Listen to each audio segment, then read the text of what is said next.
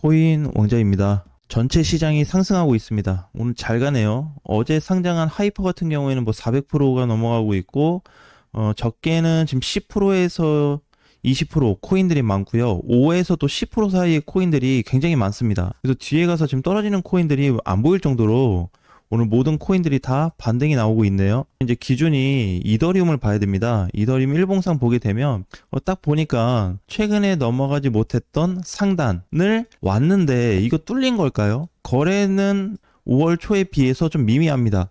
그럼 국내가 여기서 거래가 약하다는 거는 해외 거래소도 거래가 그렇게 크지는 않다, 이렇게 좀 볼 수 있겠네요. 근데 차이점이 발생했어요. 뭐냐면 국내 거래소는 이제 이렇게 보면은 맞고 밀리는 구조라서 확대해서 보니까 자, 이렇게 생겼습니다. 자, 국내 거래소는 여러분이 한번 스스로 판단해 보세요.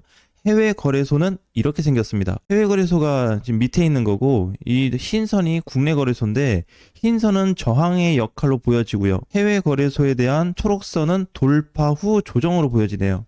그러면 뚫린 걸까요? 단기적으로 뚫렸다고 가정을 해볼게요. 돌파가 됐네요, 단기적으로. 근데 중요한 건 뭐예요? 일봉상에서 망가지면 안 됩니다. 그러니까 이 흐름이 있죠. 어차피 이더리움이 지금 버텨줄 자리가 해외 기준으로 보면 여긴데 이건 망가지면 안 되거든요. 이거를 언제까지 고정시켜줘야 되냐면 다음 주 월요일까지. 다음 주 월요일까지 자리를 고정시켜줘야 됩니다. 그러면 돌파로 확정 지을 수 있어요. 그러니까 만약에 여기를 자리를 잡아줬는데 돌파 후 조정인데 다시 밀리게 되면은 국내 거래소 기준으로 봐야 됩니다. 그러면은 거의 90% 이상 조정이 나오거나 하락이 될 수 있습니다. 애매하죠. 근데 제가 봤을 때는 뭐 두 가지로 보셔도 괜찮아요. 뭐 돌파가 됐든 안 됐든 어쨌든 400 근처에 왔다는 거. 그 다음에 정확한 포지션은 다음 주 월요일에 다시 한번 검토를 해보자. 자, 근데 이제 두 가지 유형이 있어요. 일봉상 봤을 때 오늘이 단기 고점이라고 가정을 해본다면 이더리움 어떻게 해야 될까요? 현재 보유하고 계신 이더리움, 현재는 단기 조정 일 때 정리를 하는 게 좋습니다. 그러니까 예를 들어서 이더리움을 나는 중장기로 좀 길게 가져갈래, 이런 거는 뭐 지금 안 팔아도 돼요. 가져가도 돼요. 아니면 밀릴 때 뭐 다시 사든지. 근데 난 단타야, 또는 단기 포지션이야, 또는 이걸 보면서 선물 매매를 한다, 그러면은 오늘이 매도 자리입니다. 어떤 유형이냐 상황이냐에 따라서 달라질 수 있습니다. 그리고 지금 분봉상 보게 되면 이게 조정에 들어갔단 말이에요. 시간이 아직 40분 남았거든요. 9시가 될 때까지. 그러면 이게 40분 동안에 얘가 혹시라도 국내하고 해외 거래소, 국내는 상단만큼 밀리니까 해외가 한 요 정도 있잖아요. 만약에 아침 9시가 땡 됐는데 남은 40분 동안에 해외 거래소에서 이더리움이 내려오면서 이걸 깨고 이 밑단에서 끝나게 된다면 해외 국내 400만 원 저항 맞고 종가 마감이 될 가능성이 굉장히 높습니다. 그래서 지금 이거를 결론을 내릴 수가 없는 게 9시가 돼봐야 되거든요. 그래서 9시가 되고 나서 다시 한번 보면 될 것 같고, 오늘 어차피 저녁에 라이브 방송이 있기 때문에 저녁 방송에 가서 이더리움이 9시 이후로 어떻게 끝났는지, 그리고 나서 국내 상황과 해외 상황은 각각 어떻게 다르고 앞으로 더 올라갈 수 있는지, 그 부분에 대해서 검토를 해보겠습니다. 만약에 이게 무너지지 않고 종가를 여기 지켜줬어요. 그럼 돌파된 거잖아요. 돌파 후 조정이잖아요. 눌림 받고 다시 갈 수 있습니다. 이번 시세는 클 거예요. 만약에 이거를 이제 돌파 관점으로 봐야 된다면 확신이 들 텐데, 그래도 오늘 금요일이니까 좀 정확한 데이터는 다음 주 월요일에 나올 것 같아요. 일봉에서 뚫린다고 하더라도, 왜냐면 이제 버텨줘야 되거든요. 근데 지금 버티는 힘이 앞전 구간보다 약해요. 여기를 보면은 이더리움도 마찬가지입니다. 반등폭은 좋아요 지금. 근데 하나, 둘, 셋, 네 번째 올라왔는데 뭔가 조금 꾸물꾸물하죠. 그러니까 이런 저항이 왔을 때는 그냥 시원하게 빵 뚫어주고 눌려버리면 차라리 뭐 재매수 구간을 찾는다든지 이렇게 해서 공략을 한번 세워볼 수 있거든요. 이게 애매하잖아요, 이렇게. 그래서 지금 당장 확정 지을 수가 없습니다. 두 번째는 지금 하나, 둘, 셋, 네 번째 왔는데 이 네 번째 구간의 강세가 어떻게 될까요? 강세. 기존에 1, 2, 3, 4라고 가정한다면 보다 지금 4 포지션에 대한 강세는 그렇게 세지 않습니다. 거래는 괜찮아요. 거래는 아주 크진 않은데 5월 초 대비 한 50에서 60% 정도 발생이 되었고, 거기에 따라서 상단 돌파가 해외는 살짝 넘어갔고 국내는 턱걸이인데 이게 지금 애매하단 말이에요. 그래서 아직 확정 짓기는 이릅니다. 그래서 반드시 이 라인을 지켜줬을 때 뭔가 좀 답을 얻어갈 수 있지 않을까, 명확한 거는. 그러면 지금까지는 당장 돌파됐다고 볼 수 없어요. 9시 전이기 때문에 9시 후가 되면은 이제 명확한 좀 답이 나오니까 그때 가서 좀 찾아야 될 것 같아요. 그거는 저녁 라이브 방송 때 가서 찾아보고, 그 다음에 알트코인들 한번 보겠습니다. 알트 시세가 좋아요. 최근에 패치 조정을 받고 나서 다시 올라가는 구조고, 세이, 봉크도 마찬가지. 근데 이런 코인들 이제 잘 보셔야 되는 게, 세이나 뭐 봉크도 마찬가지인데 상승이 되었고 눌리긴 했어요. 그 반등이 나오죠. 그죠? 뭐가 안 되고 있어요? 바닥이 안 오네요.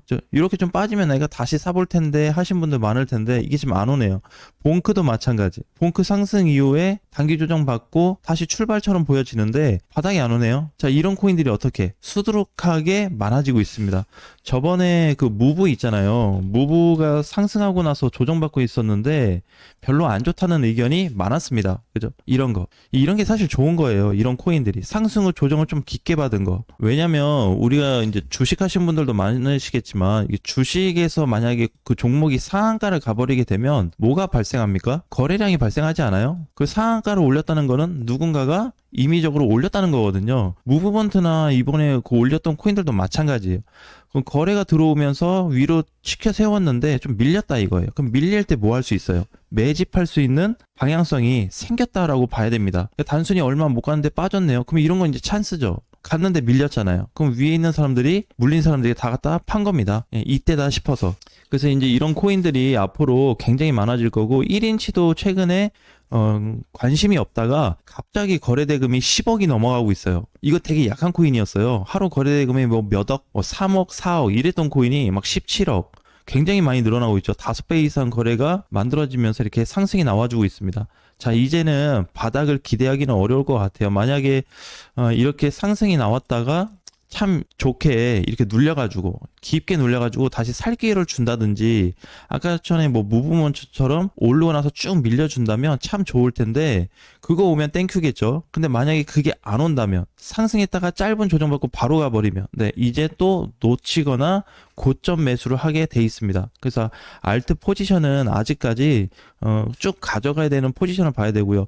버추얼도 전체 시세가 상승된 이후에 안 내려왔거든요. 상승 후 눌리기는 했는데 바닥에 오나요? 안 오죠. 언제 이후로? 거래가 들어온 시점 이후로 안 내려옵니다. 이제 자리를 잡아주고 있어요. 이거보다 더 중요한 거는 전체 코인들이 이러한 자리를 잡아주고 있습니다. 무슨 말인지 모르시겠죠. 대부분의 뭐 잡코인, 중소형 코인들도 마찬가지인데 대형 코인들도 있어요. 거래가 들어온 기점으로 지금 코인들이 안 망가지고 있어요. 그래서 반등이 잘 나오는 겁니다. 이게 과거부터 보면은 과거의 지수 따라서 코인들이, 알트코인들이 특히 더 출렁출렁 이런 게 발생했는데, 이번에 알트코인들이 지수 출렁이는데 그냥 이러고 있거든요. 이렇게. 이상하죠? 지수는 출렁거리는데 코인들은 제자리를 주고 있습니다. 이 상태에서 시세가 나오니까 어떻게 크게 밀리지 않고 다시 반등으로 이어지는 거예요. 그래서 조정이 깊은 코인일수록, 예를 들어서 많이 가지고 있는 XRP로 좀 따진다면 조정이 깊을수록 어떻게 나중에 크게 갈 수 있습니다. 근데 굳이 XRP하고 중소형하고 따져서 비교하면 중소형 코인이 수익률은 더 나오겠죠. 네, 좀 튼튼한 걸로 따지자면 XRP가 될 수 있는데, 그리고 이번에 이제 XRP 같은 경우에는 단기 추세 돌파가 나오면서 추가 상승으로 이어지고 있습니다. 어제였죠. 어제 아침 종가로 돌파되면서 추가 상승이 이어지고 있습니다. 그 다음에는 이제 문제가 어디에 갖다 팔 것이냐, 이게 중요한 포인트가 될 것 같습니다. 자, 이제 즐기세요. 즐기고 마음껏 먹어도 괜찮습니다. 대신에 막 고점 따라가는 거를 사시면 안 돼요. 지금 즐길 수 있는 사람이 누구냐면 기존 매수자, 뜨기 전에 사신 분들 또는 기존 보유자, 옛날부터 가지고 계시거나 뭐 최근에 눌릴 때 샀는데 마이너스가 계속 발생해서 그냥 가지고 계신 분들, 홀딩 하시는 분들이죠. 이분들의 지금 영역이에요. 신규 영역으로 따지면은 저번 주에 세팅이 끝났어야 됩니다. 좀 부담스럽죠. 이제 이렇게 다 뜨고 나면은 한번 눌릴까 싶어요. 그 다음에 마지막으로 비트코인에 대해서 관심이 많으신데 비트가 올라가지 않냐. 그래서 1억 5천 후반에서 1억 6천까지는 갈 수 있다. 자, 이런 이제 말씀을 드렸어요. 그 문제는 뭘까요? 수급이 제일 약합니다. 비트코인 지금 보세요. 잘 보셔야 돼요. 자, 전고점이 뚫렸다고 쳐볼게요. 해외 거래소 기준으로 보게 되면 지금 11만 5,800달러거든요. 전고점 돌파해요. 다시 또 신고가 갱신을 했습니다. 비트코인이 해외에서. 자, 근데 문제가 뭐냐면 얘는 어디를 뚫어야 되냐면 이 상승 라인 있죠. 여기 라인에 대한 단순 전고점이 아니고 전체 시세가 뚫리려면 강세가 일단 첫 번째 강세가 높아져야 됩니다. 왜냐면 지금 수급이 이더하고 알트 쪽에 있기 때문에 수급 그 다음에 주도권을 가지고 있냐? 주도권은 없어요. 지금 주도권은 이더리움한테 있어요. 대장으로 따지면 비트코인은 이더리움 때문에 그냥 따라 올라오는 케이스입니다. 그러니까 위치가 바뀐 거죠. 비트가 주도권일 때는 이더리움 조금씩 땡겨주더니 지금은 이더가 주도가 되니까 비트코인을 조금씩 땡겨주고 있는 거. 이거밖에 해당이 안 돼요.